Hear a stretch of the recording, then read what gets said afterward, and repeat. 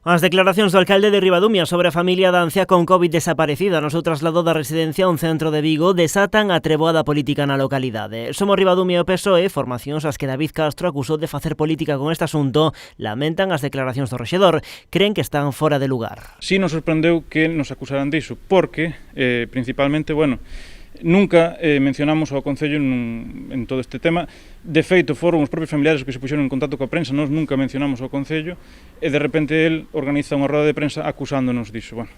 Sorprendidos e realmente molestos. Unha comparecencia ante os medios que para Somos Ribadumia serviu para atacar a familia da anciá. Montou unha rolda de prensa, 27 minutos de rolda de prensa, 4 minutos para falar da situación en Ribadumia da enfermidade no centro xeriátrico, e os 20 e tantos minutos restantes dedicounos a atacar a unha familia que tiña un problema, aínda en ese momento, sin saber datos de como estaba esa señora, e máis aos partidos da oposición, tanto ao PSOE como a nós, que non tiñamos vela en ese entierro. Malia que ambas formacións salientan que o Concello non ten competencias no asunto, agora piden explicacións ao alcalde polas súas declaracións. Ten que explicar por que el era coñecedor de onde se topaba esa señora, porque el di que lle consta que esa familia tiña coñecemento da ubicación desta señora, desta residente, que por que el non explicou, non chamou á familia, el ou alguén do Concello, para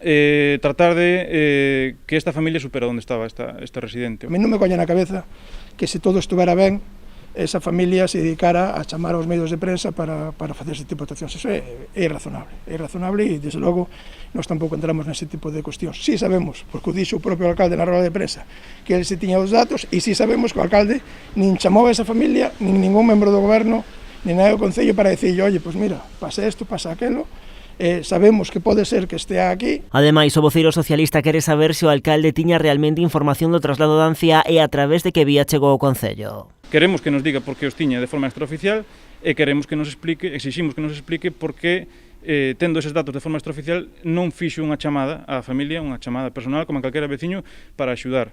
Ten que explicar David Castro por que é un acérrimo defensor das residencias do terror, que son as residencias de DomusVi. Ambas formacións amosan a súa preocupación pola evolución do gromo na residencia de DomusVi e as condicións laborais dos traballadores dese centro.